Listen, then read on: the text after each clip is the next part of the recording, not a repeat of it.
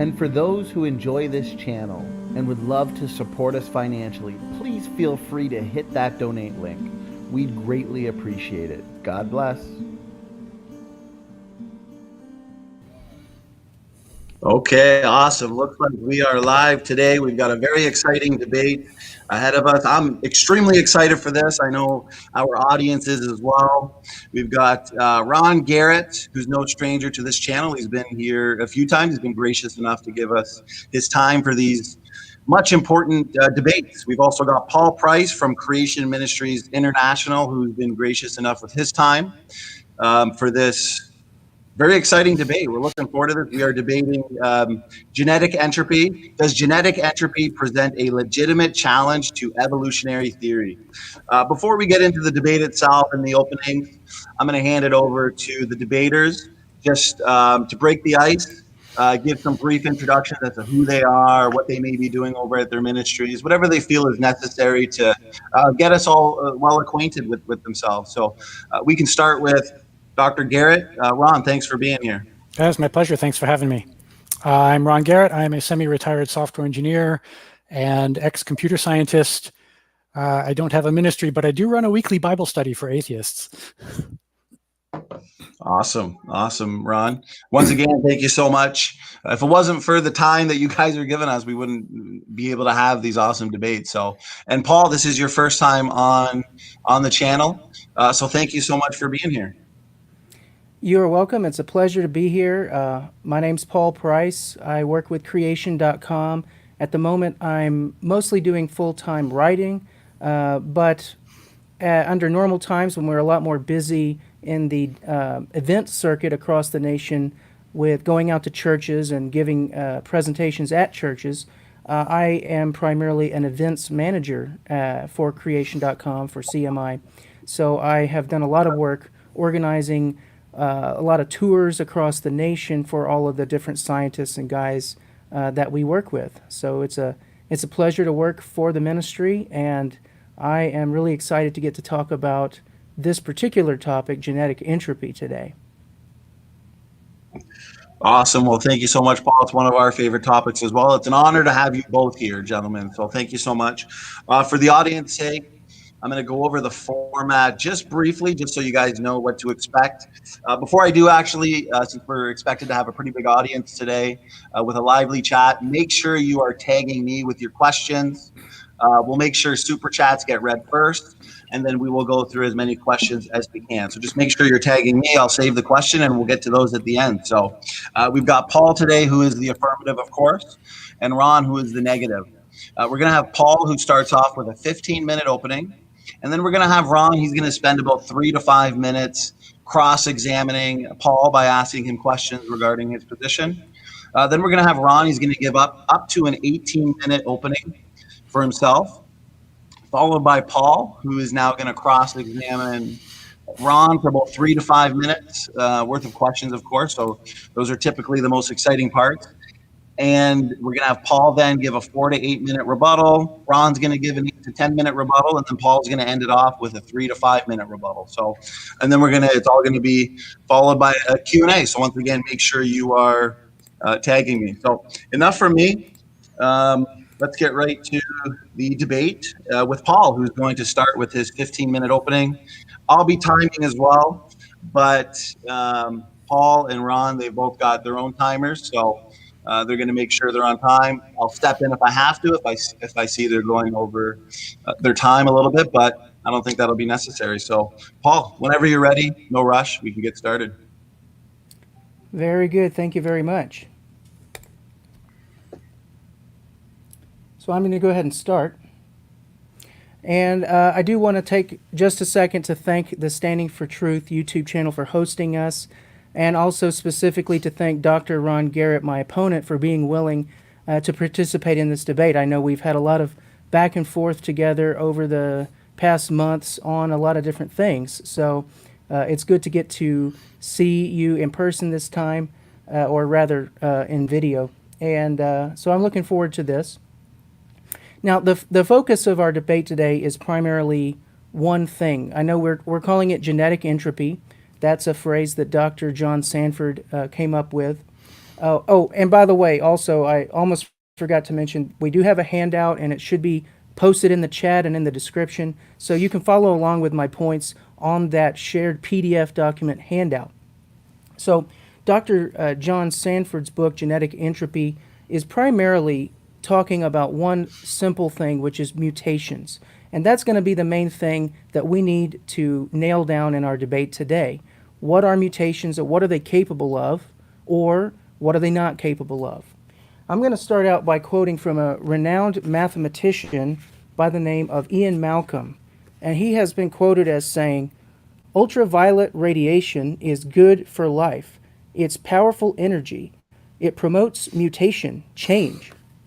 So now, obviously, notwithstanding the fact that Dr. Malcolm is a fictional character, what he has said there is actually pretty representative of what we would expect from a Darwinian worldview, or from a Darwinian standpoint. What would we expect to see when we look at mutations? Mutations are change, and for evolution to work, change has to happen continuously in all life forms. Change must be good. It must have brought us from a single-celled organism all the way up to human beings, to very complex organisms. So what I'm going to show you today, and what science is showing, is that idea that change is good for life, arbitrary, unplanned change, that is the exact opposite of reality.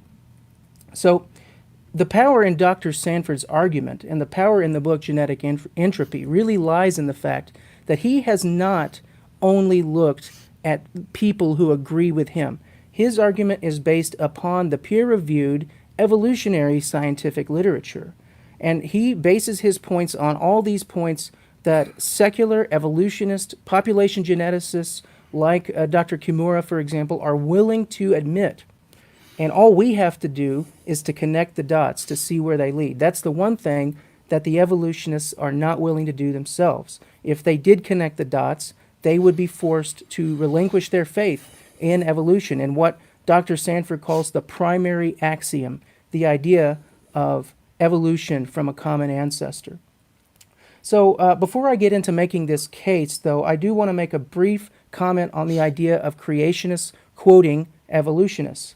Because invariably what happens whenever a creationist like myself quotes from an evolutionist is that we are accused of quote mining, which just simply means quoting something out of context to misconstrue the author's intended meaning. And I will be honest, I have seen that happen before, probably not on purpose. Somebody got a little overzealous or whatever. But I confirm with you today that that is not the case with these citations that I have provided. These citations are in context, and that is what makes them so powerful. It's not that the scientists aren't willing to admit to the dots, it's just that they're not, or they're very rarely willing to connect the dots to show what the implication of this data really is. So I think that actually makes Dr. Sanford's case all that much more powerful, because the people that we are drawing from to make this case don't want us to be right. Now, I am going to simplify Dr. Sanford's case here down to a series of 3 basic premises, which, if we can verify, will lead us to the conclusion of genetic entropy, which is the gradual decline of all, or at least nearly all, forms of life over time as a result of accumulating mutations. Now, first off, we also need to be on the same page. What are mutations? Simply put, mutations are unguided, unplanned mistakes or errors that happen during the replication process, usually of DNA or RNA. Sometimes mutations can also be caused by outside factors like chemicals or ultraviolet radiation, like Dr. Malcolm said. No transcription process is perfect, but life does have built-in processes of error correction to try to weed out the mistakes before they get passed on to the next generation. But in this fallen world that we live in, even these error correction processes are not perfect. And each generation, some typos in the DNA or RNA, some mistakes do get passed on. So we know that our DNA is the blueprint for life. It contains at least a large amount of the total information content that builds our bodies. So we could actually compare this idea to making copies of the blueprints for some very complex machine like a fighter jet, for example. But each time we make a copy, we make little tiny typos, little slight variations. And these aren't planned or anything, it's just little mistakes that happen. And however, unlike with a real fighter jet, evolutionists would have us believe that life has no engineer, has no designer, there was no plan behind it, and in fact it is these little copying mistakes, these mutations, that are the ultimate origin of the fighter jet to begin with. So as you can see, that is a little bit of a strange idea from the outset. It brings us to our first premise. Premise 1, mutations are the source of the raw material needed to drive evolution. So Heilbronn and his co-authors write in citation number 1, mutations are the ultimate source of genetic variation that natural selection acts upon. Understanding the rate at which mutations arise and the distribution of fitness effects of spontaneous mutations is therefore of central importance to the study of evolutionary biology. So what he basically means by that is mutations are the only game in town for evolution when it comes to the question of novel genetic information. This is where evolutionists go to get the new raw building material for life.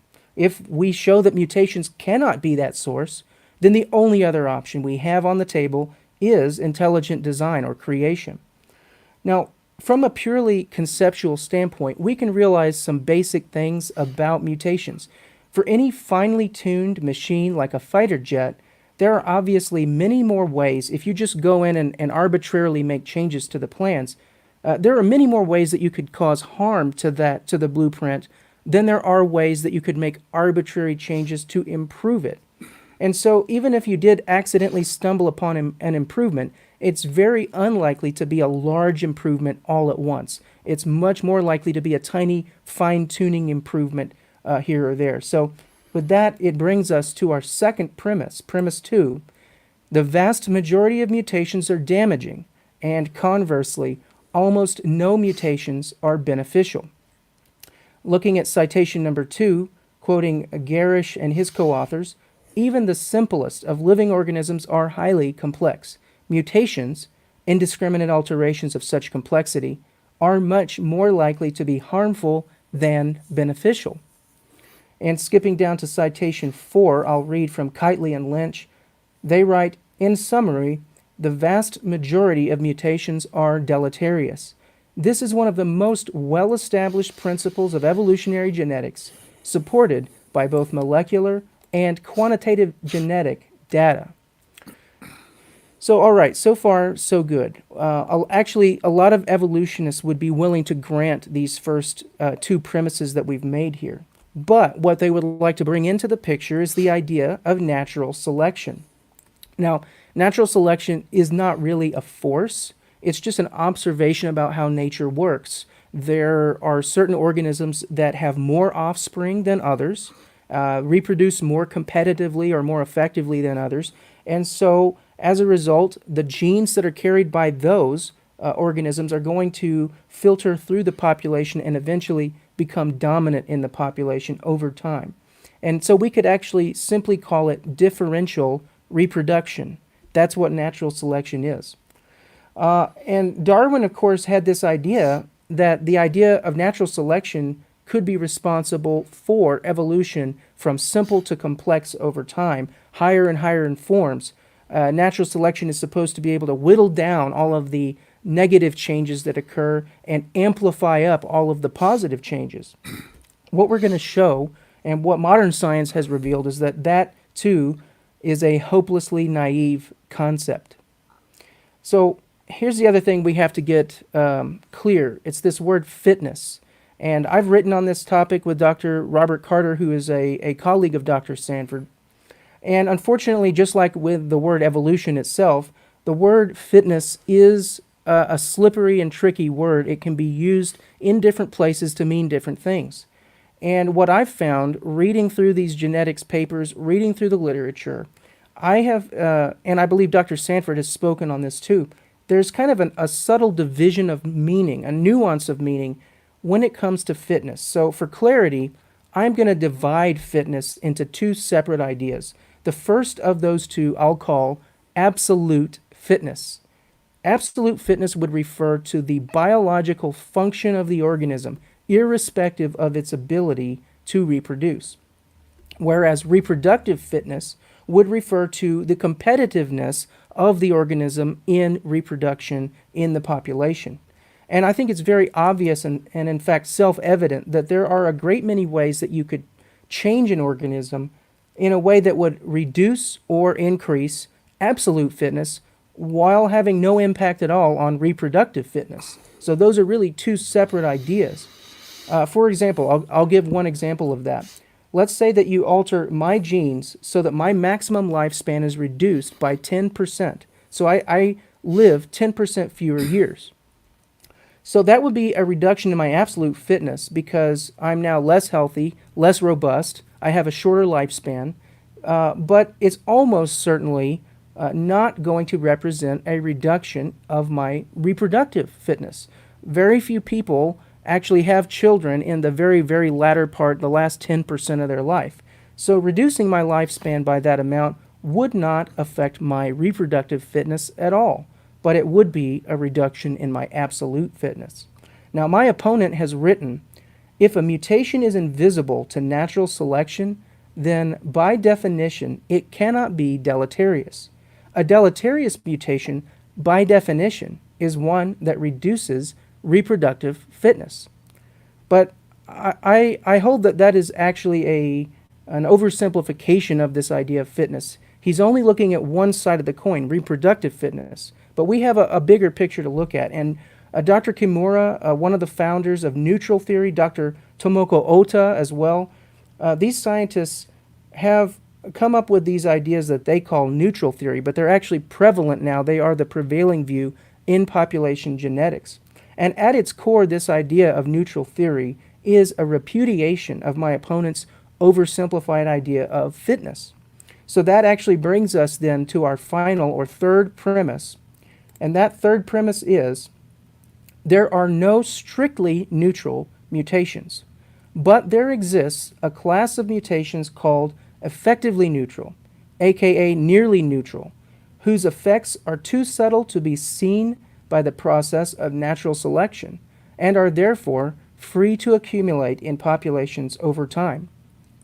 I'm going to skip down to citation number 7, which is actually the seminal work in population genetics where Dr. Kimura laid out and actually gave us a chart of his model of mutations and their distribution of fitness effects.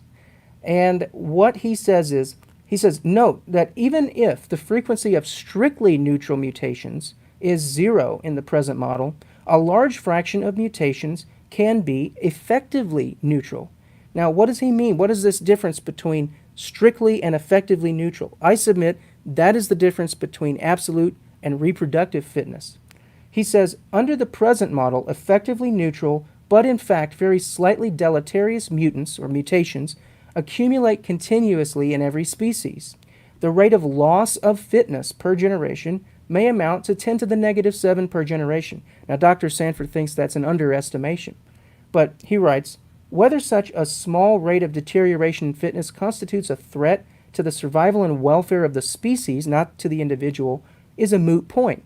Of course, he says it's a moot point because for him, evolution is taken for granted. But this will easily be taken care of, he says, by adaptive gene substitutions that must occur from time to time, say once every few hundred generations. Now, this is an important quote because you can see here, Dr. Kimura said that a mutation can be effectively neutral and yet cause a loss of fitness at the same time. If all we're looking at is reproductive fitness, that doesn't really make any sense. And I don't believe he does anything in this quote or in that paper at all to substantiate his claim that these mega beneficial mutations that occur so rarely that he didn't even model them would actually be capable of doing what he's claiming. So we can deal more with this as the debate goes on, but I argue that Kimura just throws that speculation out at the end as a sort of rescuing device, but he doesn't do anything to support that claim. And I do believe I'm out of time. Awesome. Well, thank you so much for that opening there, Paul. Very clear, concise. It flew by, to be honest with you. So that was a fast 15 minutes. Ron, you now have roughly 3 to 5 minutes to cross-examine Paul, ask him some questions regarding his position and the points he made in his opening. I know you guys said you have it timed as well.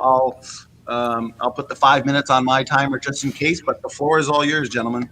Okay. So this idea of absolute versus, what was it, relative competitive fitness? Absolute versus reproductive. Reproductive fitness.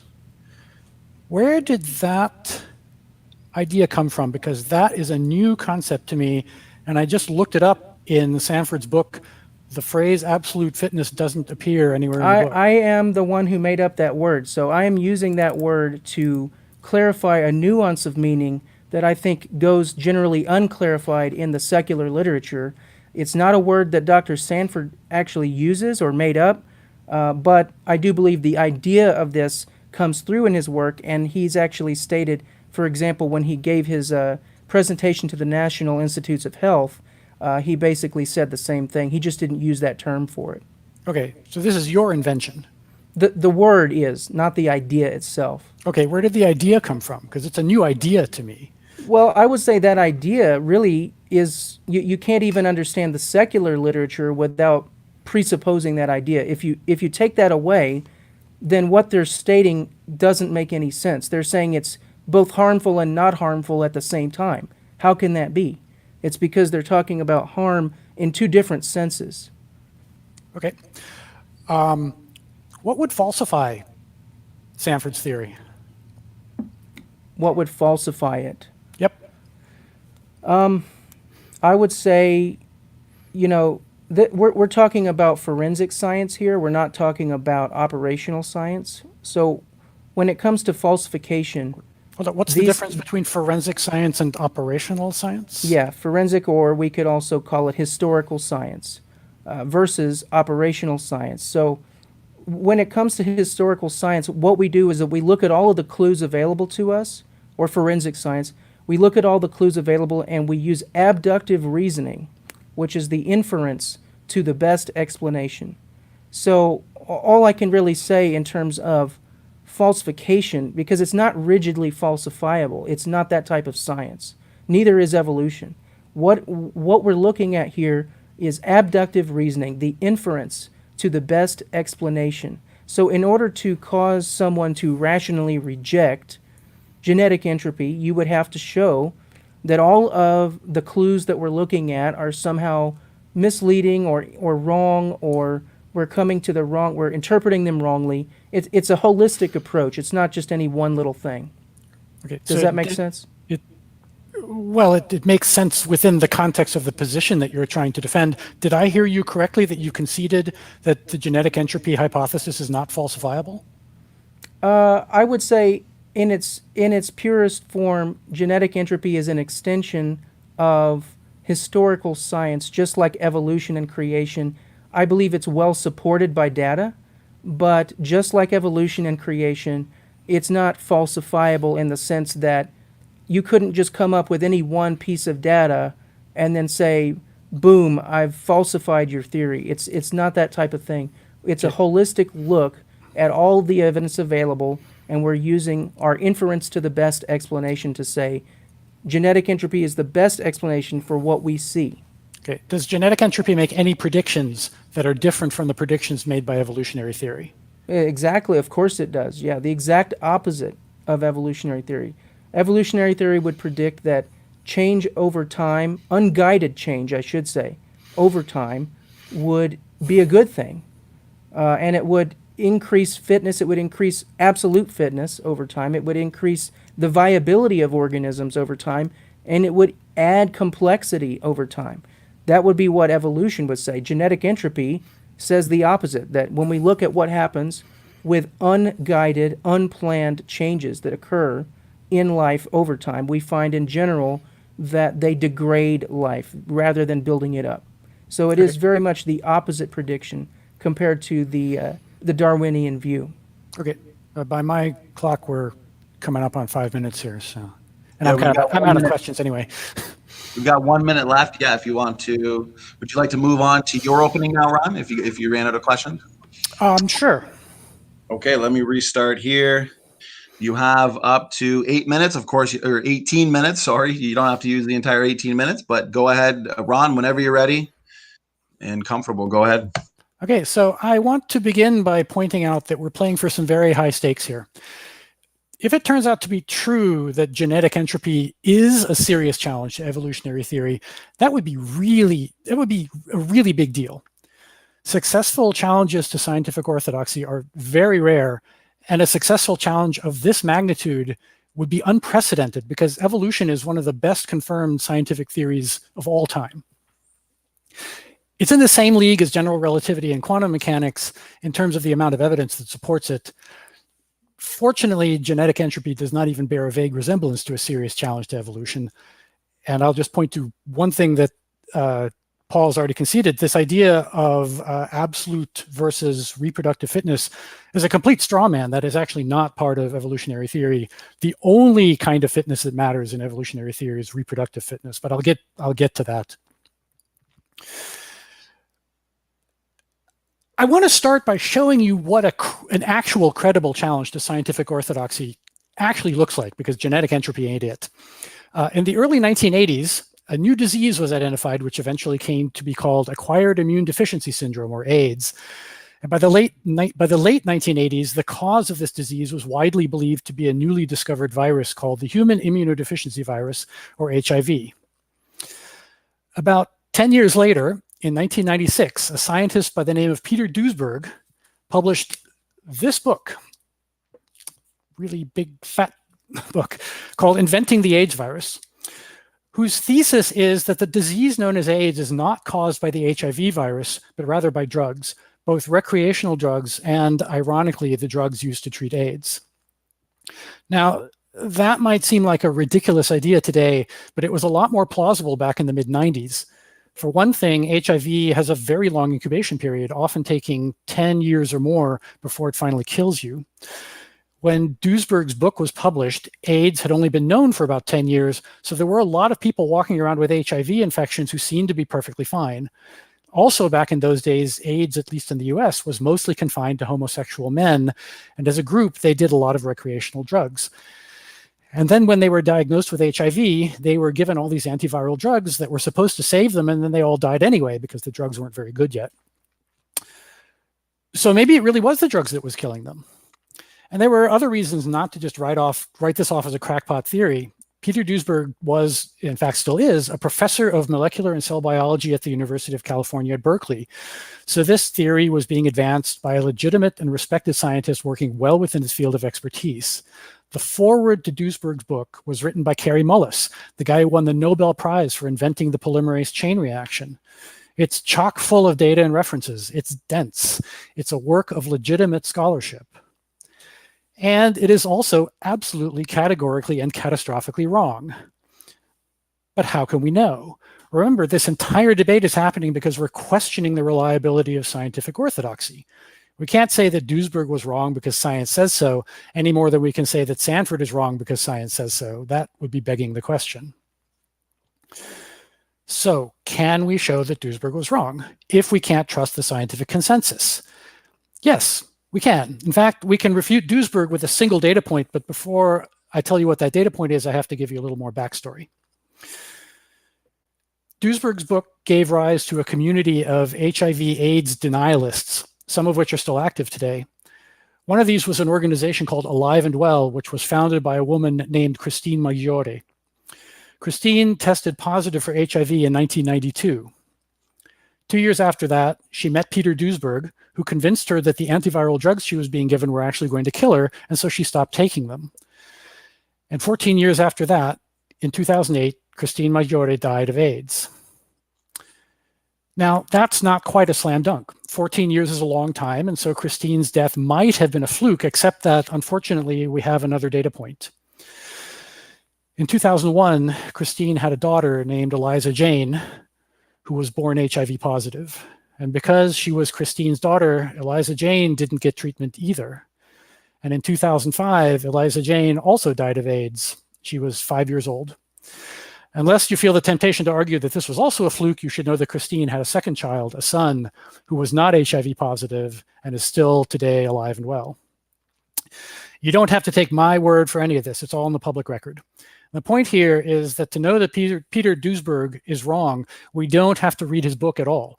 It doesn't matter how intuitively plausible his argument sounds or how many facts and figures his book contains or how much of an authority he is. The only thing that matters is that Duesberg makes a prediction that is refuted by the data. The membership of AIDS denialist organizations isn't growing because its members keep dying of AIDS. This is tragically, but quite literally, evolution in action. So with that in mind, let's look at genetic entropy. It also makes a testable prediction, namely that life on Earth is on a path of inevitable and monotonic decline, and that humans, indeed all life on Earth, will be extinct real soon now. This is manifestly not happening. There are more humans on Earth than there have ever been. Now, that's, again, not necessarily a slam dunk, because maybe this moment in history is a fluke, but it should at least make us a bit suspicious. So on the other hand, we do see species going extinct. Indeed, over 90% of all the species that have ever lived on Earth are extinct, so maybe we really are experiencing the last gasp of life on Earth. Fortunately for us, no, that's not what's happening, because genetic entropy makes two more specific predictions that are clearly at odds with the data. First, genetic entropy says that all the species that have ever existed on Earth were present at the beginning, at the moment of creation. No new species were ever created after that, and that is absolutely not what the data shows. What the data shows is that the repertoire of species on Earth ebbs and flows. Species go extinct and new ones are created on a more or less continuous basis. And second, Sanford makes a quantitative prediction about when we can expect humans to go extinct. In chapter 4 of the book, he gives the rate of decay of the human genome at 1% per generation and correctly notes that, and I quote, "This type of progressive loss of fitness would clearly lead to dramatic degeneration of the human race within the historical time frame." You crunch the numbers on that and our reproductive fitness gets pretty close to zero. I should back up, our fitness gets pretty close to zero within about 300 generations, or less than 10,000 years. But the data shows that humans have been around at least 10 times longer than that, and we show no sign of going extinct anytime soon. So Sanford's prediction is wrong, and his theory is falsified. And that's it. Game, set, and match. It doesn't matter how compelling or intuitively plausible the argument might sound. It doesn't matter whether Sanford has credentials. It doesn't matter whether his book is full of facts and figures. It isn't. But even if it were, his theory makes a prediction that is at odds with the data, and so his theory is wrong. Full stop. We don't have to look at the details at all, just as we don't have to look at the details in order to know that Duesberg was wrong. Now, just checking my time here. You may think I'm begging the question here. That is, that I'm assuming that evolution is true in order to prove that it's true, but I'm not. The only thing I'm assuming is that paleontology is reliable, and paleontology is not the same as evolution. Now, maybe you want to argue that genetic entropy is a serious challenge to paleontology too, but that's a different debate. But just so you don't get the impression that I'm trying to hide behind a technicality, I will just point out that if you want to argue this, then your job becomes harder, not easier, because now you have even more data that you need to account for.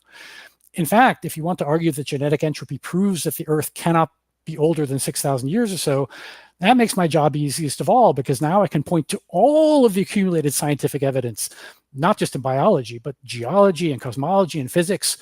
All of it points to a universe that is 13 billion years old, more or less. So you're off from the correct figure by 6 orders of magnitude.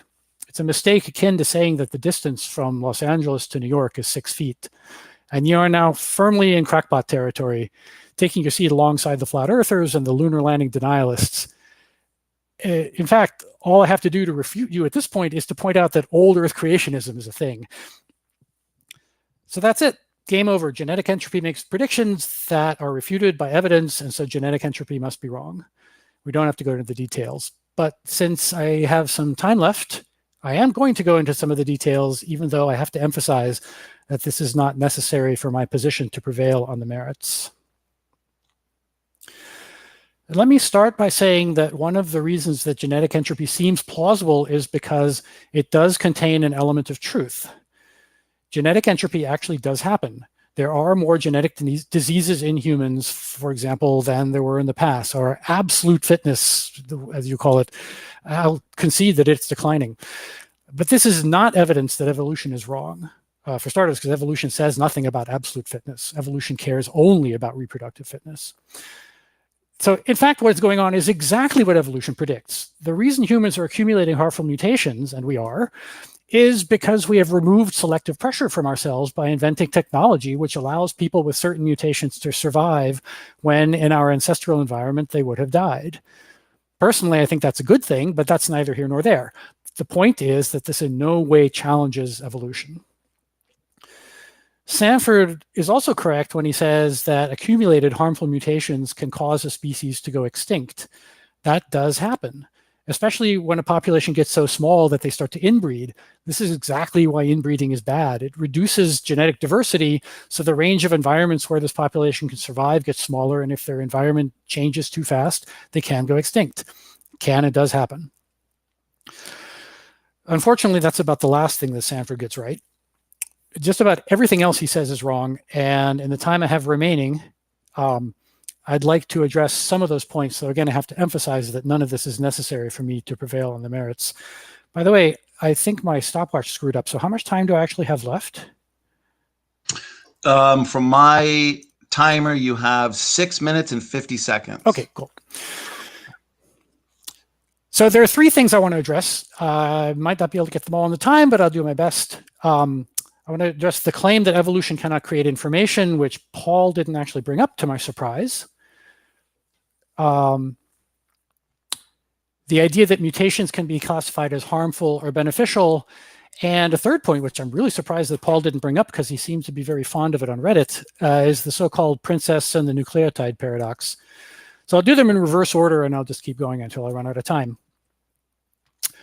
Because you didn't bring it up, I'll have to explain what the princess and the nucleotide paradox actually is. It's this idea that evolution cannot select for beneficial mutations because selection happens at the level of organisms. And so all of these harmful mutations that have accumulated necessarily come along for the ride. And there's no mechanism by which evolution can selectively pick out the beneficial mutations. This paradox is closely related to another evolutionary puzzle, which I'm surprised that that creationists don't bring up more often, because it seems to be a good argument against evolution. I call it the paradox of the ants, and it goes like this. The vast majority of ants are sterile. How could selection for reproductive fitness possibly produce a species whose members, for the most part, cannot reproduce at all? The answer to that riddle and the answer to the princess paradox are exactly the same. Evolution does not select for the reproductive fitness of individual organisms. It selects for the reproductive fitness of genes. Yes, it's true that the selection happens at the organism level, but it does not follow, and in fact is not the case, that evolution selects for the reproductive fitness of organisms because, for the most part, organisms are not actually what is being reproduced. Unless you're being cloned or reproducing asexually, your offspring are not copies of you. They are, however, hosts for exact copies of some of your genes. Unless you're an amoeba or you're being cloned, you are not reproducing. Your genes are. And that's the answer to both the ant puzzle and the princess puzzle. Genes build organisms. Genes that build organisms that are better at reproducing the genes that built them reproduce more than the ones that build organisms that are less adept at it. And so those genes persist while the others die out. And here's the key insight. The particular copies of the genes that are inside a particular organism are not necessarily the ones that need to be reproduced in order for a gene to advance its reproductive fitness. From a gene's point of view, one copy is as good as any other. The genes that built the sterile worker ants are, for the most part, the same genes that built the non-sterile queen who does all the actual reproducing. But the queen can't survive without the workers, and that's how the workers contribute to the reproductive fitness of the genes that they carry, despite being individually unable to reproduce. It's actually the same with humans. An individual human can't reproduce either. At a very minimum, it takes a mating pair. In actual practice, it takes a lot more than that. If you've ever watched the TV reality show Naked and Afraid, then you know that a single pair of humans in the wild is very unlikely to survive at all, let alone be able to raise a family. For humans to reproduce, it really does, at the very least, take a village. Okay, so on to the next point, harmful and beneficial mutations. Sanford's entire thesis is based on the assumption that you can somehow rate mutations on a scale of harmful to beneficial, but you can't. There are some mutations that are harmful in an absolute sense, like a mutation that kills an organism before it can reproduce. But even Sanford's concedes that those are rare because, any mutation that bad is going to eliminate itself from the gene pool almost immediately as soon as it arises. So instead, genetic entropy theory turns on these so-called very slightly deleterious mutations, or VSDMs. But there actually isn't any such thing, because the harm or benefit of a mutation with respect to reproductive fitness, which is the only thing evolution cares about, with the exception of the ones that kill you immediately, cannot be assessed on any absolute scale. Harm and benefit can only be measured relative to some environment, relative to reproductive fitness in some environment. Mutations that are harmful in some environments can be beneficial in others. For example, the gene that causes sickle cell disease also confers resistance to malaria. This can be a net win if you live in a malaria zone, otherwise not so much. Another example is dark skin protects you from sunburn, but inhibits your ability to synthesize vitamin D. So a net win in the tropics, less so in Northern Europe. So finally, if I have time, point number 3, the claim that information can only be produced by intelligence. You know what? I think I'll just skip this, and it's going to be getting a little too harsh and combative, and I think we have enough to talk about at this point. Okay, Ron, thank you so much. With 1 minute to spare, once again, clear, concise opening. Great openings from the both of you. We're now moving into the next section where Paul will ask 3 to 5 minutes worth of questions to Ron. I'll start the timer as well, and the floor is all yours. Okay, 3 to 5 minutes. My first question for Ron is, I listed 3 premises here in my opening 15-minute monologue that represent the core of Dr. Sanford's argument. I didn't hear you in your rebuttal or in what you just spoke. I didn't hear you at any point address any of those 3 premises. Are there any of those 3 premises that I just listed out that you would disagree with? Yes. In fact, you have me a little nonplussed how you could not have. Well, okay, let me correct myself. I think I did hear you say something that would be applicable to the 3rd premise, but I don't recall. Okay, so let me just answer it right. Premise number 1, I definitely agree with. Premise number 2, the problem with that is that you cannot assess harm or benefit in an absolute scale, only with respect to an environment and only with respect to reproductive fitness. So I reject this whole notion of absolute fitness. Evolution does not refer to that. That's just a straw man. And with respect to premise number 3, there are no. Yeah, that's premise 2 and premise 3 are basically have the same flaw. They both are premises that have a tacit assumption behind them, which is that you can assess harm or benefit on an absolute scale, and you can't. Okay. My follow-up question to that would then be, how do you explain the fact that that is exactly what the secular population geneticists are doing? You state that they can't do it, but that's what they do. If you look at, for example, my citation number 7, that is what you're saying they cannot do is you're saying they cannot produce a distribution of fitness effects, or a DFE. But that is exactly what the paper I cited is doing. The 1979 paper from Kimura is where he lays out his mathematical model, and there is a scale on the bottom which is called he labels it selective disadvantage, and that in the population genetics they use the letter S to denote that, and it is an absolute scale. So I'm just curious why you're saying they can't do what in fact they are doing.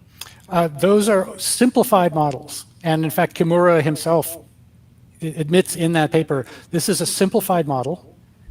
It should not be taken as an accurate model of reality. It's a simplified mathematical model that he used in order to make a very specific point, which was not the genetic entry point, but it's a different point. I don't remember exactly what it was. I would agree that it's simplified, but I think that makes the problem worse, not better. Let me ask you this. What does Dr. Kimura mean? In citation number 7, Dr. Kimura, and actually it's true in citation number 6 as well, which is a more modern paper in population genetics. But what do they mean by this? They're using this term strictly neutral, and then they use a second term, effectively neutral. What do you think that means? I don't know. Okay. Well, that is that is the end of my questioning. Okay, well, awesome cross exam there, gentlemen. I'll point out real quick. I think there might be a slight echo again. Just I'm not sure if it's the volume there, Paul. Yeah, I had my volume a little too high there. Sorry. Oh no, that's okay. That's okay. We still heard everything. Came out perfectly clear. Just wanted to point that out just in case. But yeah, it looks like we're moving on to Paul. You have roughly 8 minutes for rebuttal to Ron's point. Whenever you're ready, go ahead. I'll start the timer as well.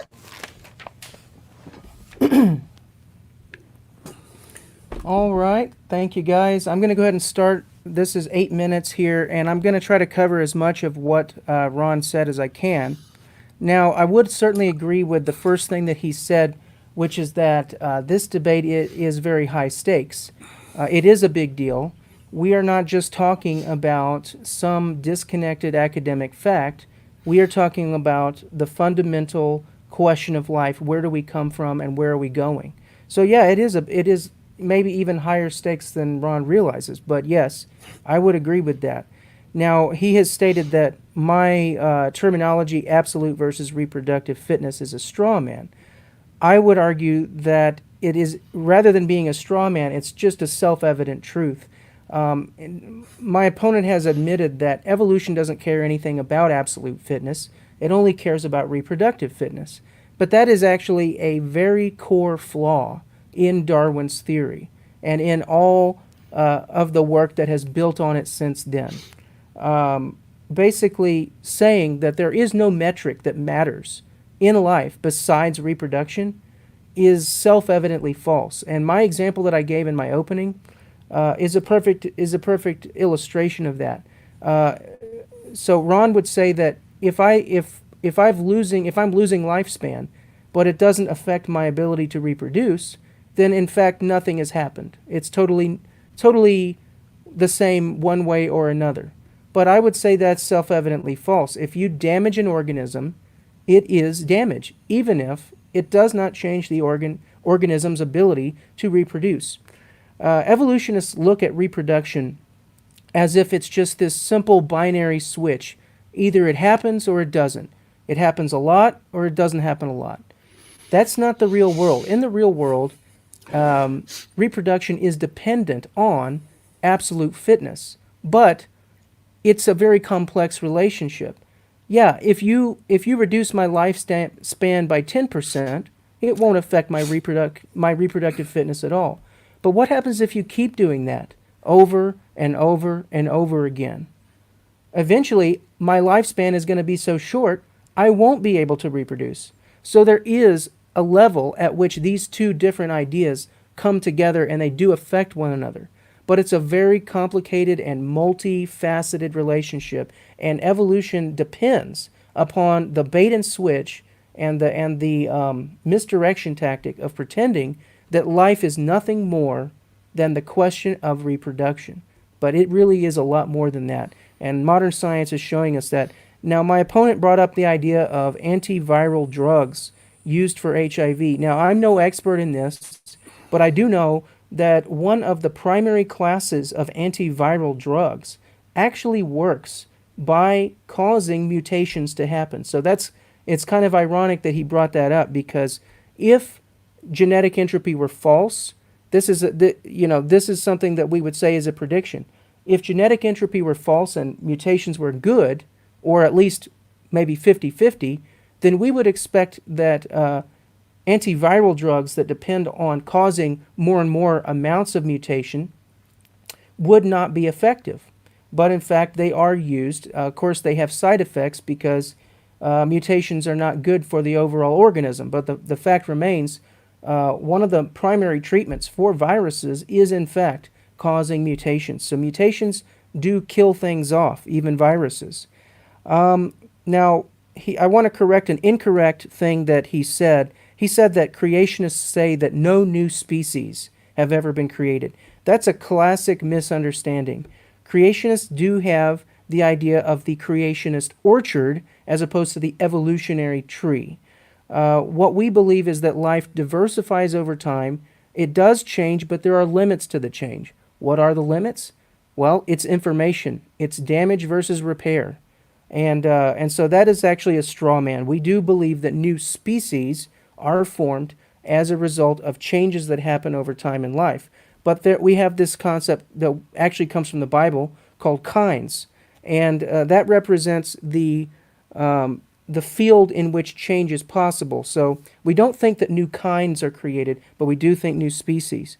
Now, my opponent has tried to kind of do an end run around my argument by saying he doesn't need to get into the specifics because, all the other evidence out there says that the Earth is too old for genetic entry to be true, and, all of that. And that actually gets outside the scope of our debate today. But what I will say is the question of genetic entropy is its own question. And if we can verify that this is the best explanation for what we see, then it represents an independent contradictory point compared to these other claims that he's bringing up. So we can't just dismiss it and say, well, we're just going to look at all this other stuff like our assumptions about the age of the Earth or paleontology, and we're just going to sweep genetic entropy under the rug because, after all, it must be wrong because these other things say so. That's not how we do a debate, and that's actually not how good science is done. If genetic entropy can be shown to be a real challenge, and I believe it has, then we do have to deal with it. Now, I already addressed, he said about evolution only cares about reproductive fitness. That's a weakness, not a strength. Inbreeding, that's one of Dr. Sanford's statements that he makes in the book is that over a long enough time span, we are ultimately all inbreeding. The reason what happens with inbreeding is that we increase the chances that both parents contribute the same mistake to the offspring. So it increases the chance that there will be an expressed mutation that is damaging. So over the long run, however, the human race is one big family. We're one family. And so in the long run, we are going to start to accumulate so many mutations that we will get the result that inbreeding would cause. It's just that inbreeding makes it happen even faster than genetic entropy would. I have to correct another mistake that my opponent made. He talked about the princess and the nucleotide paradox. And, there are so many things that I wanted to get into. I didn't bring it up in my opening thing, but the princess and the nucleotide paradox is not exactly what he said it was. I think he was getting that confused with Muller's ratchet and Haldane's ratchet. Those are separate issues. The issue of the princess and the nucleotide paradox, it kind of hits at the heart of what he said about selection. He stated that selection operates on genes, not on organisms. And that is simply the polar opposite of reality. I don't really know what else to say other than if you think about what selection is, it's differential reproduction. He stated that organisms don't reproduce, genes reproduce. But that's just simply false. there's no, we don't need to say much more than that is the direct opposite of reality, because when is the last time you saw a gene reproduce? They don't reproduce. Organisms reproduce, and that passes along genes.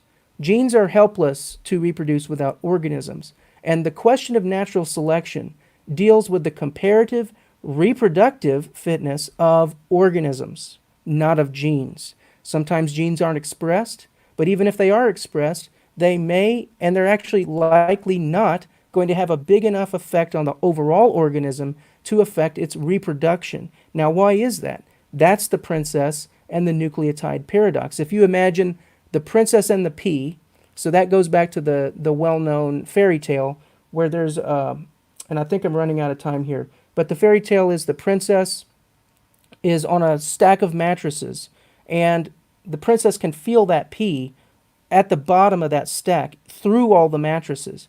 That's the situation we're in with genes and organisms. Natural selection has to somehow feel that gene through all the layers of obscurity that happen up to the level of the overall organism. So maybe I'll have more time to talk about that later, but I'm out of time. Thanks for your time. Awesome. Thank you for that, Paul. We've got Ron. Looks like Paul just went just 30 seconds over, so we can add 30 seconds to your rebuttal time if you'd like. That gives you a total of 10 minutes and 30 seconds for your rebuttal. Okay. Whenever you're ready, Ron. So as the person who is the proponent of evolutionary theory here in this debate, I'm the one who gets to say what that theory actually is and is not. And you don't get to tell me what my position is. My position is that evolutionary theory says certain things. I can point you to the books that say this, the specific book that explains how it is genes and not organisms that reproduce, and how selection on organisms has the effect of selecting genes. That's described in Richard Dawson's book, The Selfish Gene. And then if you want the academic version, there's a companion volume called The Extended Phenotype, which is the scholarly version. It's just all this is described in excruciating detail. I do want to clarify a couple of points for the benefit of the audience. I said that absolute fitness doesn't matter, only reproductive fitness. I want to clarify that that's the only thing that matters to the process of evolution. It's not necessarily the only thing that matters to us humans. So we humans, this is one of the key things to understand about this, the larger context of this debate. We were created by evolution, and one of the things that evolution ended up doing in creating us is it invented brains. And brains have interests of their own that are sometimes at odds with the interests of our genes.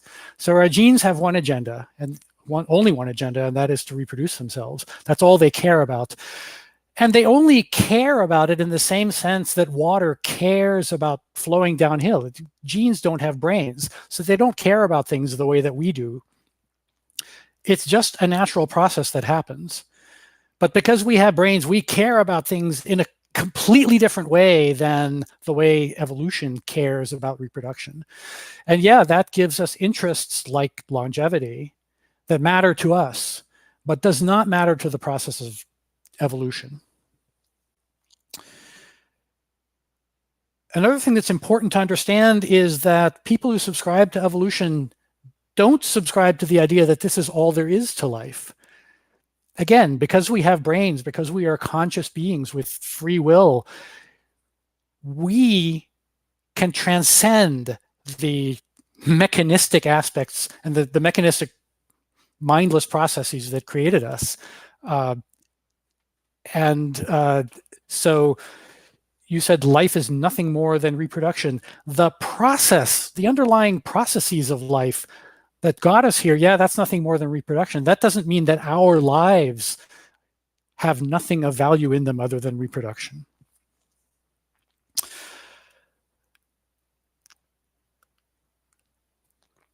You brought us this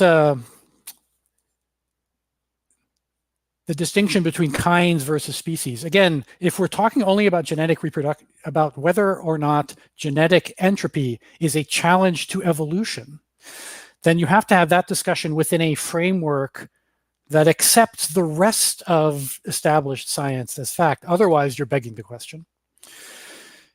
And which means you accept paleontology, and paleontology shows not just that new species are created, but that new kinds are created, new phylums, new kingdoms. In fact, it shows pretty unambiguously that the tree of life only has one root. And even if there were multiple genesis events, multiple abiogenesis events, there is clear evidence for transitions between what creationists would call kinds. It's a little hard to make that case because it's very hard to pin creationists down on exactly what a kind is. Maybe you could clarify that for me. How many kinds are there? I've never been able to get a straight answer for that question. My grounds for claiming victory in this debate is not that genetic entropy is at odds with the scientific consensus. I was very clear about this. I actually cannot assume that the scientific consensus, that the mere fact that genetic entropy is at odds with the scientific consensus, that is not evidence that genetic entropy is false. That would be begging the question on my part. The evidence is the failure of genetic entropy to make a testable prediction, the fact that you conceded that it was not falsifiable. Then later you contradicted yourself and said that it does make predictions that are at odds with evolution. And if it makes those predictions, then we could do an experiment and see which prediction is actually borne out. And one of those predictions is that we're going to be extinct with it real soon now. And we're going to do that experiment whether we like it or not. My prediction is that we're not going to go extinct unless we drive ourselves to extinction through nuclear war or destroying the environment and causing a runaway greenhouse effect or something like that. We're certainly not going to go extinct because of deleterious mutations. You said that this could only be tested in the long run. So my question to you is, how long is the long run? Do you agree with Sanford where he says that our fitness should be dropping to something indistinguishable from zero in a period of under 10,000 years? Because if that's true, it should have happened by now, and it doesn't seem to have happened by now. And that, as far as I can tell, falsifies the theory. And that's all I got. Awesome. Thank you so much there, Ron, with just a few minutes to spare. So we're now going on to, we've got Paul for a final rebuttal of 5 minutes. Before you start, Paul, I just want to thank the audience for a lot of good questions. If you want to throw in some last minute questions during the next 5 minutes while Paul gives his final rebuttal, just tag me. But it looks like we're going to have a good Q&A. So enough for me. Paul, go ahead whenever you're ready. Remind me how many minutes I've got for this last section here? Yeah, no problem. You got 5 minutes, Paul. 5 minutes, okay. Well, just to conclude this, I do want to thank everybody for watching. I again want to thank Dr. Garret for being so kind as to join me and to talk about these things and to try to get down to the bottom of this. Now, I would argue that my opponent has not really substantially dealt with the evidence that I provided here today. I don't think that he's dealt with any of the citations from the peer-reviewed literature, and my opponent admitted that he actually didn't understand what Dr. Kimura was talking about in the citation that I provided. But that really is the core of genetic entropy. If we don't understand the difference between a strictly neutral mutation versus an effectively neutral mutation, then we are not going to understand why these effectively neutral mutations are as big of a problem as they are.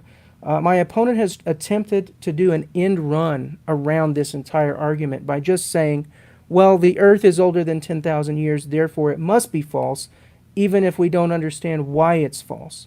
But really, that's not a good argument. What we want to do is we want to say, what does the evidence look like in the world of genetics? And if it points away from an old Earth, and if it points away from the idea of Darwinian evolution, then that is its own independent scientific piece of evidence that would deserve consideration on its own merit. So we're not going to try to do an end run around this evidence. These other questions that he's brought up about paleontology and the age of the Earth are legitimate questions, and they are great topics for debates in and of themselves. But here today we're talking about genetic entropy, and I just don't see that my opponent has been able to do any good justice to the evidence that I provided. He has made a few statements that I think are just contrary to reality, but there's so much that we can go through here. For example, we did talk about the fact that organisms reproduce, not genes. I know Dr. Richard Dawkins has written a book, The Selfish Gene, and I know it's his contention that it's, genes are out for themselves and all of this idea. But that really runs smack dab, into the wall of reality when we look at how these things work. Natural selection is not omniscient. That is the princess and the nucleotide paradox. The princess is natural selection, and the nucleotide is the mutation, the tiny little mutation. And you'll see in the handout that the experts admit most mutations are very small. And there's a significant quantity that are so small that they are simply beyond the reach of natural selection.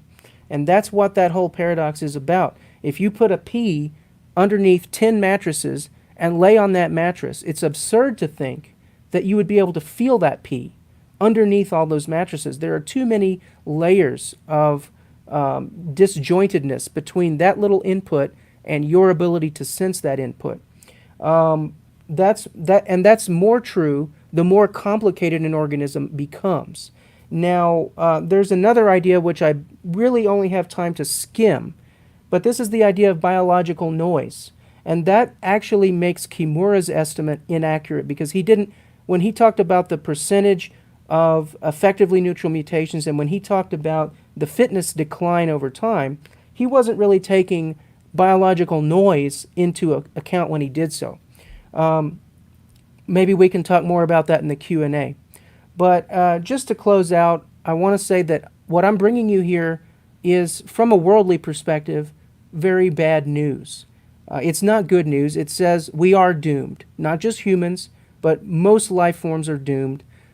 Just as the whole universe has a tendency to wind down over time, and usable energy is lost into unusable forms, just as that's true on a grand scale for the whole universe, it's also true when it comes to information, and it's true in life.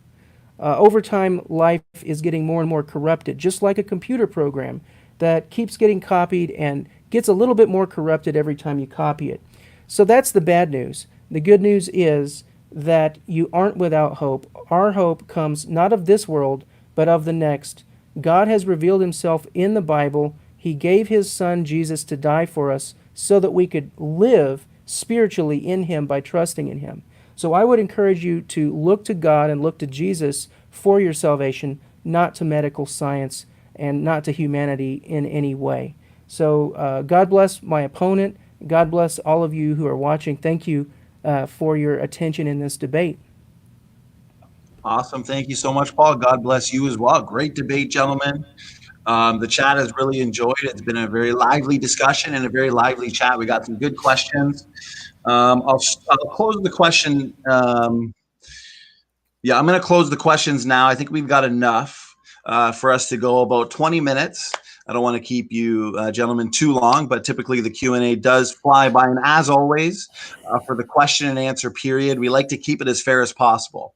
Therefore, what I like to do is I like to allow a response from the other debater if they would like one.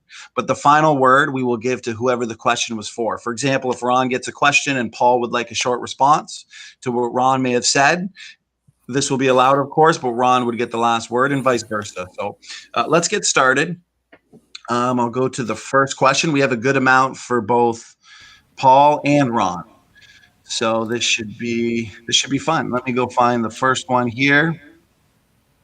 Okay, so We've got a super chat from David Neff. Thank you so much. His question is actually for both, so I think this is a good place to start. What would cause you to change your mind? And whoever would like to start, I guess, since it's for both, we don't have any specifications, but whoever would like to start. Okay, I'll start. I can think of any number of things that would cause me to change my mind, but they all boil down to evidence. So if people started dying for no apparent reason other than decay in their genome all of a sudden, that would probably do it. But since we're in the context of young Earth creationism in general, finding a fossil hominid in the same geological stratum as a non-avian dinosaur would rock my world.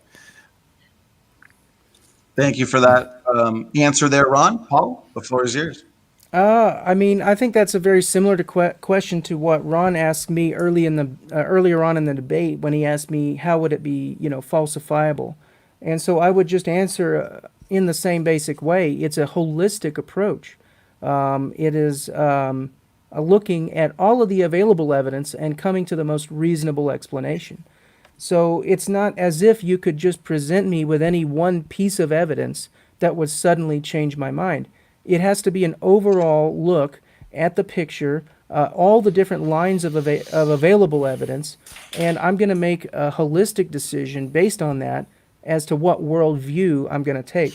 Now, particularly when it comes to genetic entropy, the types of evidence that we would not expect to see if genetic entropy were true would be things like if you did mutagenesis experiments and there was no loss in function or over time, no reduction of absolute fitness, even though we exposed the organism to tons and tons of mutations. Well, that would show me that mutations either are good or at least they cancel each other out. But that's the opposite of what we see in mutagenesis experiments. That's the opposite of what we see in pretty much every form of looking at this. And that's exactly why when I quoted from citation number 4, the fact that most mutations are deleterious is one of the most well-established principles of evolutionary genetics. So that is very squarely in line with what genetic entropy would predict, but it's not what Darwin would have predicted in his day when he had so little knowledge of how genetics actually worked. And it's not what we would expect to see if evolution were true. Awesome responses from the both of you gentlemen. Okay, I guess since that was for the both of you, we'll just move on to the next one. This question is from... I'm sorry. I'm going to break in one. I have one last thing. I almost forgot to respond to what Of course, go ahead. my opponent said there. He said it would convince him if people started dying all over the place for no other reason than genetic damage. And I'm just wondering, what do you think is going on when people die of inherited diseases? That's genetic damage. And that happens all the time. In fact... It does, but it's not widespread. It's very widespread. But on top of that, genetics determines everything about us. It determines our lifespan in general. And entropy isn't just a question of generational change. It's also working in us on an individual level throughout our whole life. Anytime somebody dies of old age, they are dying of entropy because all of our cells are accumulating mutations over time. Right. And yes, not just our germline, not just true. the cells that we pass on, but all of our cells are mutating. So ultimately, we always, if you escape death by any other means, like someone shooting you or getting a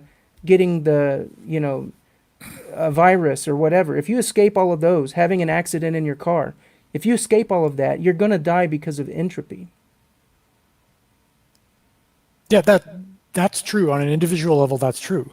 On a population level, it's not, because natural selection filters out those mutations that have a significant negative impact on reproductive fitness. You think it can filter all of them? 100% every time? No, just enough of them so that the remaining population is viable in the current environment. But isn't it true that if natural selection doesn't filter out all of them, then that leaves us with a remainder, right? I don't understand what you mean by a remainder. I think the core of the misunderstanding here is that in order for a negative mutation, a deleterious mutation, to wipe out an entire population, it has to spread throughout the entire population. So let's imagine some genetic disease that actually is going to kill you under some chain that has accumulated because the environment allows it to accumulate. And then the environment changes in such a way that that disease actually becomes fatal to the point where the people who have that mutation can no longer reproduce. And let's imagine that that has spread through 90% of the population. And then let's imagine that the environment changes in such a way that it kills those 90%. The remaining 10% are still going to be alive. They're not going to have that disease, and they're going to repopulate that environment with organisms that don't have that disease. That's how it works. Yeah, genetic diseases are kind of they're not actually part of genetic entropy in the sense that they are selectable. They are not what Kimura was referring to when he talked about effectively neutral. A genetic disease is the type of thing that is very much selectable because it kills people, and it can kill them before they reproduce as well, or it can at least affect their ability to reproduce. Substitute any term that you want for genetic disease. Mutation of type X, and the exact same story can be told.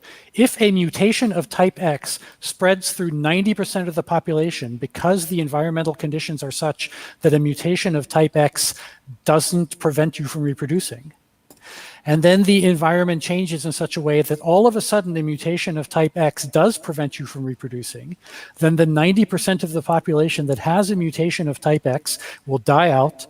The remaining 10% will not have this mutation of type X, and they will repopulate the environment entirely with organisms who do not have a mutation of type X. And the only circumstance under which this fails is if a mutation of type X spreads through the entire population, and then the environment changes in such a way. And yeah, that happens occasionally. And it happens more frequently when populations shrink to very small numbers so that it's easier for a mutation to spread through the entire population. It's not rocket science. Yeah, the issue there is that we're not.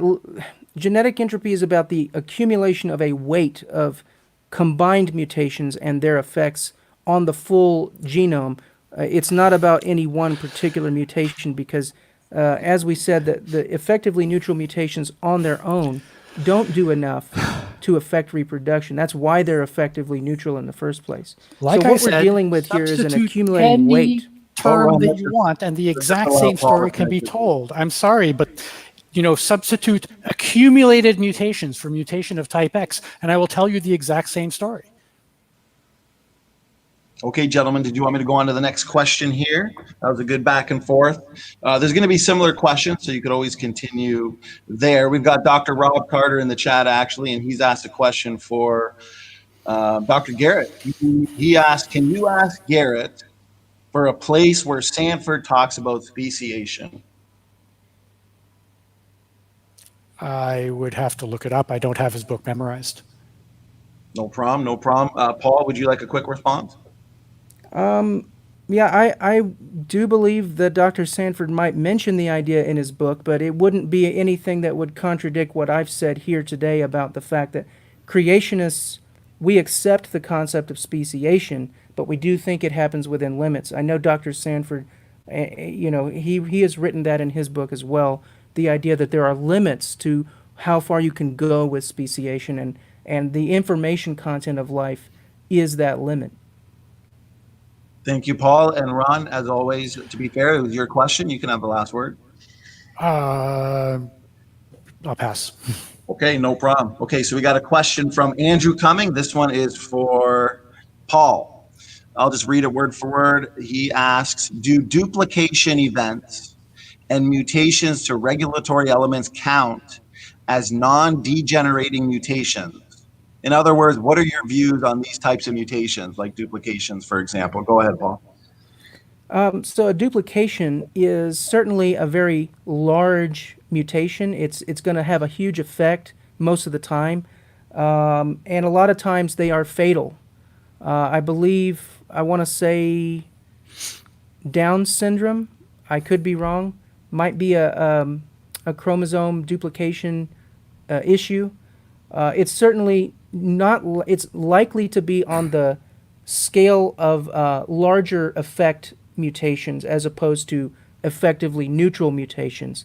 But duplications by nature are not an increase of functional information content. And that's just kind of, again, a self-evident truth. If I take a paragraph and if I duplicate that paragraph, if you read both paragraphs, you're not going to have more information in your mind after you read it the second time. It's the same thing. So it's not the type of thing that would be capable of bringing us from a single cell up to a human being. Thank you for that answer, Paul. Ron, would you like a response? Yeah, so I was actually a little surprised we didn't get into this in the body of the debate because I had a whole section prepared to talk about it. So I'll just wing it a little bit here. It's really easy to show how purely mechanical processes can create information. And the example that I usually use is, imagine that you have a safe with a combination lock and you don't know the combination. Then you can discover that combination simply by trying combinations at random. And you can build a machine that will do this for you. And in fact, such machines exist. They're called autodialers.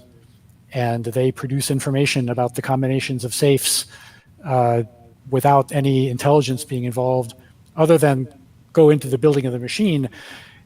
So there's another part of the story that explains how you get rid of the intelligence that has to build the machines, but the underlying, the intuition behind the underlying process is exactly the same. And you can show how not only can information be produced without a mind being involved, you can get the whole process started without having to have a mind being involved. But that will take longer than I feel justified in taking here. But if you want to do another round rematch, I'd be happy to get into those weeds because that is my wheelhouse. Thank you for that, Ron. And Paul, since it's your question, would you like a final response to what Ron might have said? Just the fact, he brought up the idea of trying a bunch of combinations until you get to the right one in a safe. That's not generating information because you've actually got the information pre-specified in the safe to begin with, and all you're doing is trying different things until you hit upon that pre-specified information content that you're looking for. With evolution, you don't have anything pre-specified. You have to come up with it from scratch on your own, and that's a much more risky and difficult prospect there. Awesome. Thanks to the both of you for that question. Next question is from Jesus Paid It All. Question for Ron. He asks, how does Ron explain the rapid degeneration of the H1N1 virus?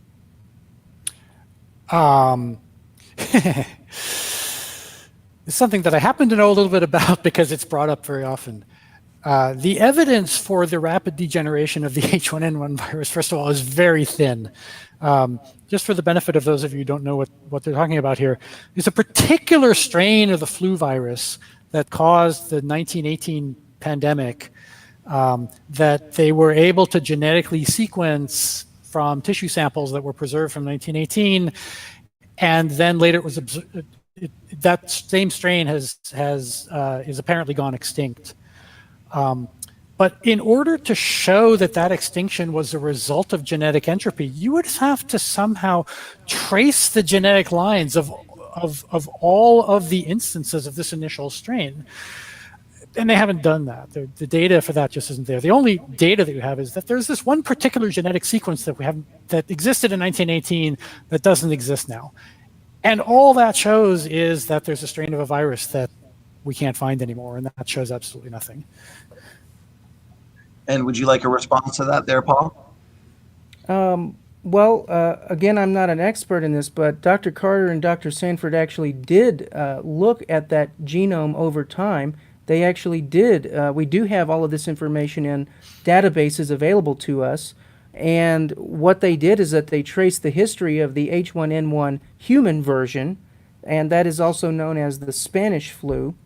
And they showed how over time, as that virus went through the human population and proliferated, it had an increasing load of mutations as the years went on. It actually went extinct. The first time, I believe, was the year 1957, and then it reappeared somewhere in Russia on the Chinese border sometime in the 1970s. And it reappeared in exactly the same form that it was in when it disappeared, which implies that it was released out of a cold storage in some way. And once that occurred, that mutation count just continued to rise on the same trajectory. And eventually, it did reach a point in the year 2009 when that strain went off of the radar completely. And to the best of our knowledge, it has never reappeared. That original strain from 1918 is now totally extinct to the best of our knowledge. And what we can show is a correlation between that and the fact that what we've got is a linear increase in mutational load over time. Awesome. Thank you for that, Paul. Can I just have the last word here? Yeah, of course. It's your question. You get the last word, Ron. So there's an alternative explanation for the chain of events that you just described, and that is that humans over time just developed immunity to this strain of the virus, and that's why it went extinct. Okay, thanks to the both of you for that question. Good question from the audience. Next question then will be for, let's see. Well, it looks like you're getting two in a row, Ron. You're hogging all of them. So this one is from Science is Observable. Thanks for the question. Question for Ron. If genetic entropy is not a problem for evolution, then what exactly would be scientific evidence against evolution? Go ahead, Ron. So that depends on actually what you mean by evolution. The idea that the process of evolution happens is non-controversial, and even Paul seems to accept that. The only question is whether this process can account for the total diversity of life on Earth, or whether you need some additional ingredient in the recipe in order for life to happen. Because Paul, am I correct in saying that you do believe that evolution happens? Is that a correct statement of your position? No and yes. It is incorrect in the sense that I would not use the word evolution, because that would be equivocating. What I would say is that life does diversify and change. As evolutionists like to say, allele frequencies do change. Okay. But I would not term that evolution, because that word comes with a lot of baggage, and it comes with the idea that somehow there's no limit to this change. So I would just say life diversifies, life adapts in various environments. I believe God designed it with that ability and with that intention in mind. So I would agree with that, but I don't believe in universal common descent. Okay. So I'm going to interpret the question in the most interesting way that I can, which is, what would it take to convince me that God is a necessary ingredient in the process of creating life?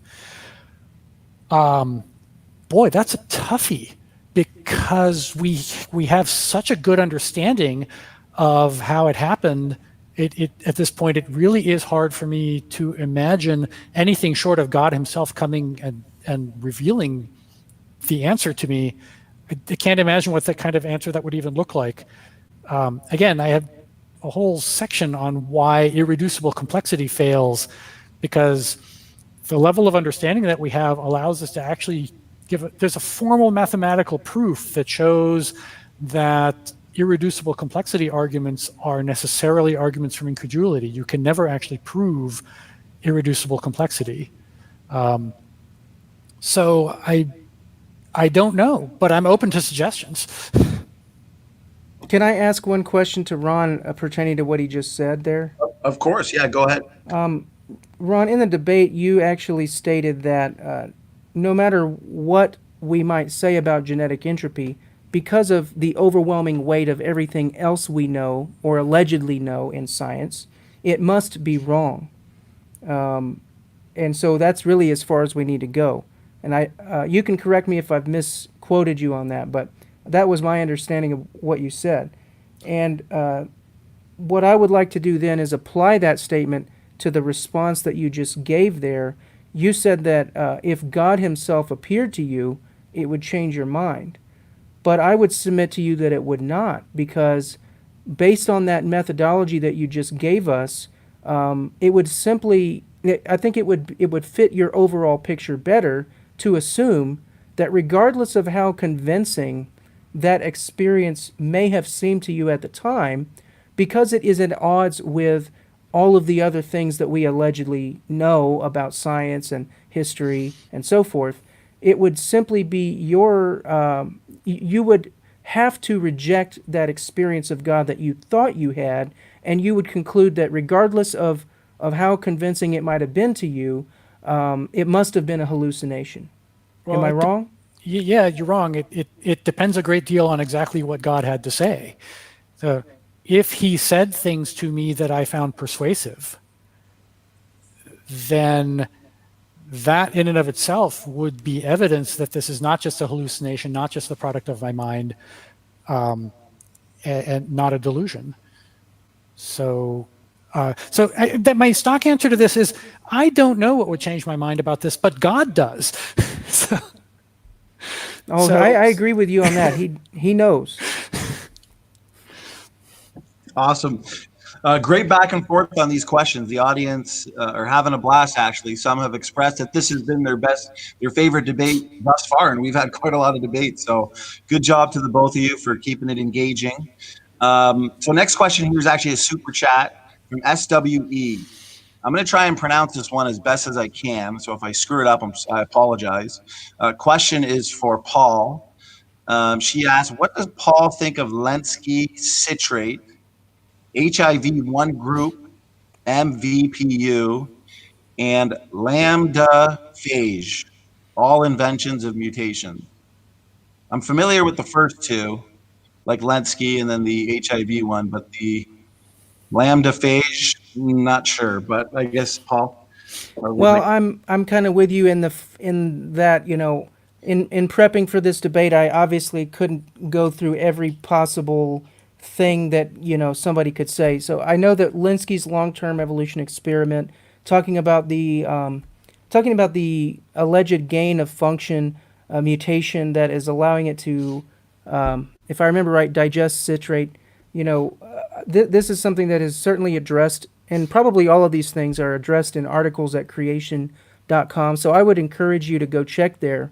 But in general, these types of gotcha things are just basically misinterpreting what has happened. It's generally, even though it might be a quote-unquote increase in fitness, that would be the reproductive fitness, not the absolute fitness. So check out the article creation.com/fitness to understand the idea of reductive evolution, where something can be beneficial. Ron brought up the idea of sickle cell anemia. That is a classic example of reductive evolution. It's an increase in reproductive fitness, which is actually a decrease of absolute fitness. So, yeah, that's a good question. And unfortunately, I just can't have ready answers to every possible example out there. But yeah, in general, that would be an example of reductive evolution, not the type of increasing information that we would need. Awesome. Thank you for that great answer, Paul. Ron, did you have something to respond with on that one? Okay, awesome. So let's move on to the next question then. This one will be I'll pick one for Ron from Smoky Saint. Thanks for the question. For Garret, is it fair to criticize us for not knowing what a kind is when you can't tell us what a species is? Go ahead, Ron. I think it is fair because the word kind seems to play a much more pivotal role in your theory than the word species does in mine. Evolution, the theory of evolution can be described and understood without making any reference to species.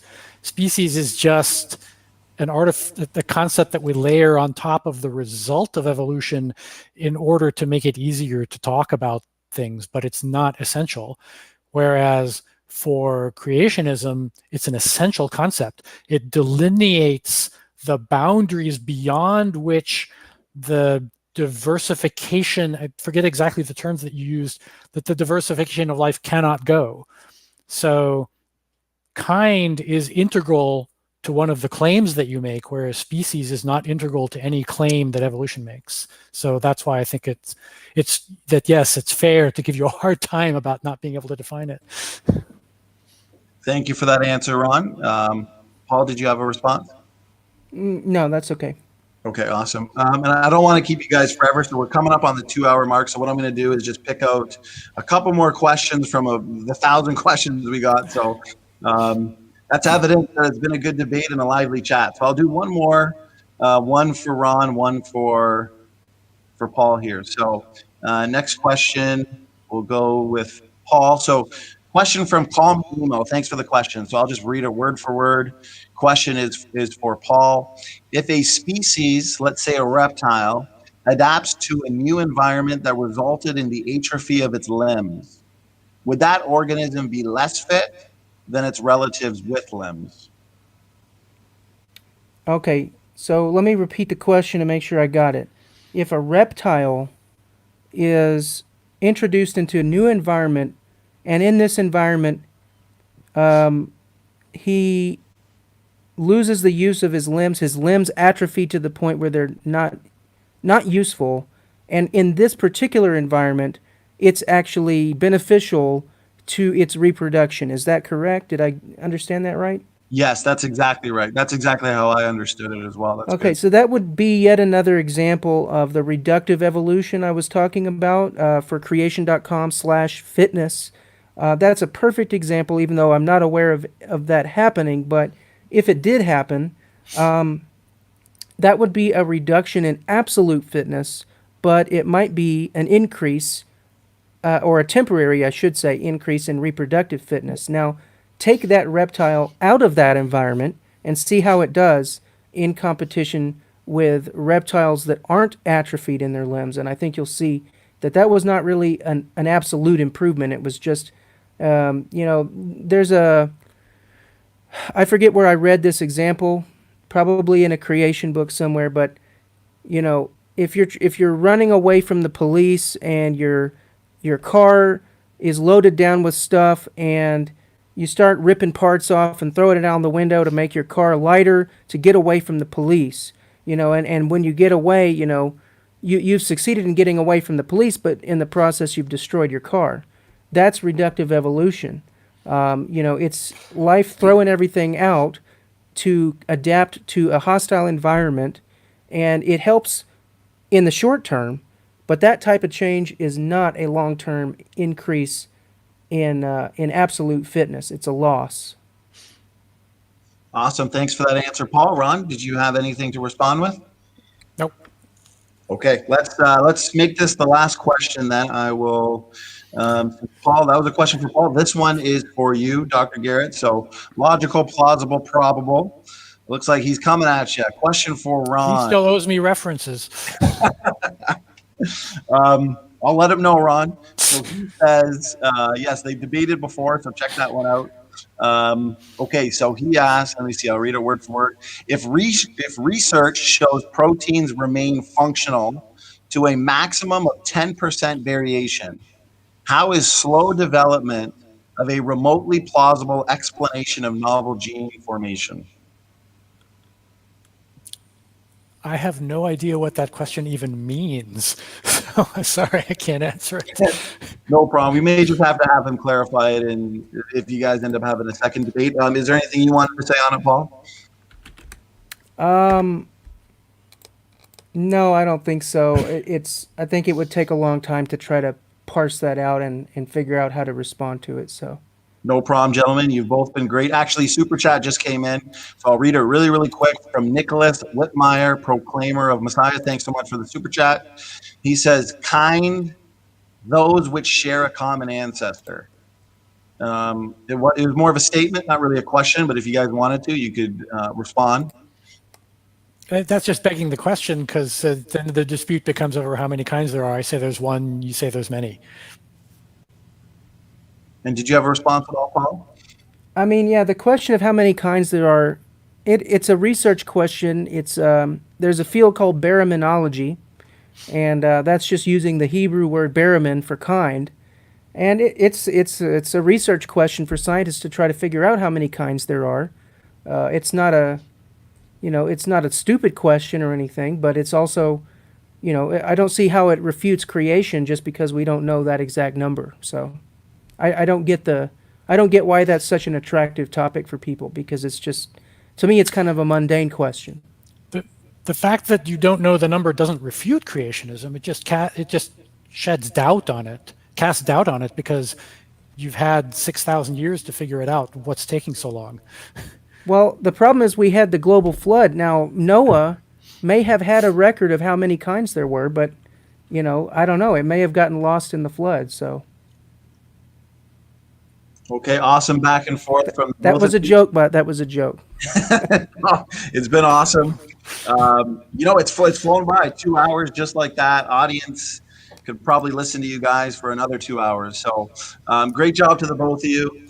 Awesome debate. Great question and answer. I apologize to those who asked questions that I couldn't quite get to, but if I were to get to all of them, we'd probably be here till tomorrow. So I'm going to give the debaters, both Paul, thank you so much. Ron, thank you so much for giving us your time today to have this debate. I'm going to give you guys the final words if you wanted to say a few last things to the audience or each other. Go ahead. We can start with you, Ron.